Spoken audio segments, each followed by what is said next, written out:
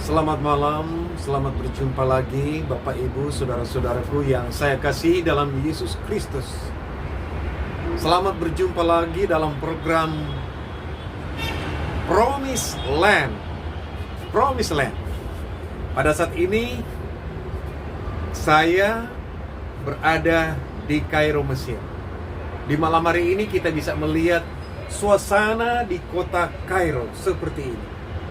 Begitu ramai, hiruk pikuk, ya, mobil, kendaraan, dan juga lampu-lampu di kota ini. Ini memberikan satu suasana yang menyenangkan bagi kita, namun sekaligus memberikan satu kenangan bagi kita, ya, berada di Mesir. Saya ingin membawa pikiran kita kepada peristiwa yang ada di dalam Alkitab, di mana pada waktu Yusuf berada di Mesir. Mungkin malam-malam seperti ini, apa yang dia hadapi pada waktu dia berada di Mesir. Mari kita renungkan sejenak akan peristiwa Yusuf berada di rumah Potifar. Dia berada di rumah Potifar. Kita tahu bersama bahwa ceritanya ketika Yusuf berada di rumah Potifar, dia dicobai terus oleh istri Potifar. Kenapa? Oleh karena Yusuf begitu ganteng, anak yang baik, seorang anak muda yang rajin dan penurut. Dengan demikian, ada banyak kelebihan yang dimiliki oleh Yusuf. Dan ketika dia berada di rumah daripada Potifar, kebetulan pada waktu itu istri Potifar ada di rumah, sedangkan Potifar sendiri tidak ada di dalam rumah. Kita bisa membaca itu dalam buku Kejadian pasal 39.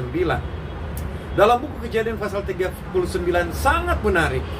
Mungkin ini peristiwa menggambarkan tentang bagaimana Yusuf berada di Mesir pada waktu itu.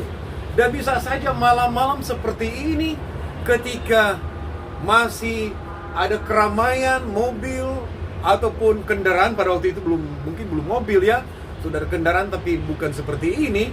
Malam seperti ini dia menghadapi pencobaan di rumah daripada Potifar.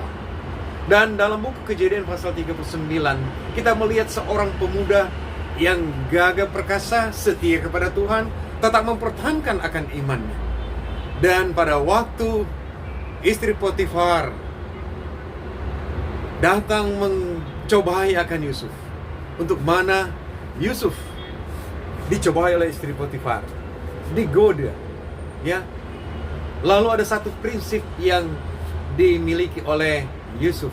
Kita bisa baca itu dalam buku Kejadian pasal 39 ayat 9. Pada waktu istri Potifar datang dekat kepada Yusuf, mencobai dia, ya, dan bahkan sudah datang dekat sekali, sehingga Yusuf pada waktu itu dia lari, dan akhirnya bajunya terlepas oleh karena istri Potifar memegang bajunya.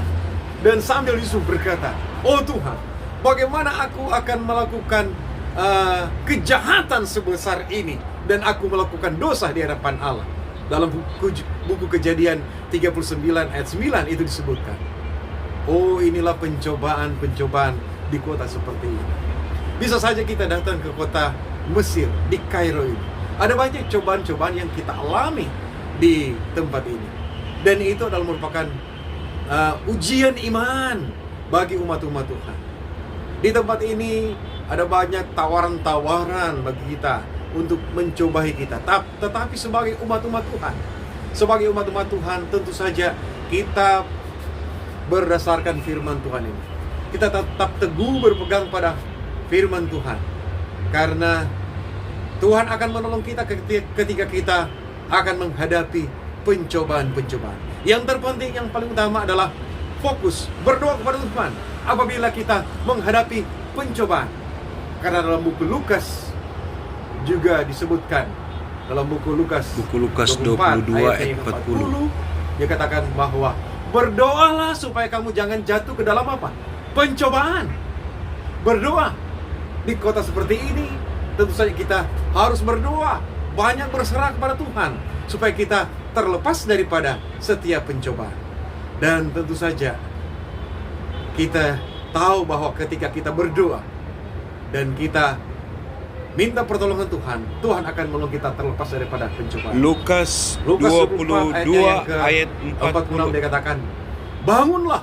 Ini kata Yesus pada muridnya, bangunlah dan berdoalah supaya kamu jangan jatuh ke dalam pencobaan. Tuhan kiranya memberkati dengan renungan singkat ini, supaya kita tetap setia kepada Tuhan. Apabila ada pencobaan, kita berdoa dengan sungguh-sungguh kepada Tuhan. Kiranya firman ini boleh menolong kita untuk tetap setia kepada Tuhan. Adalah doa dan harapan kita. Amin.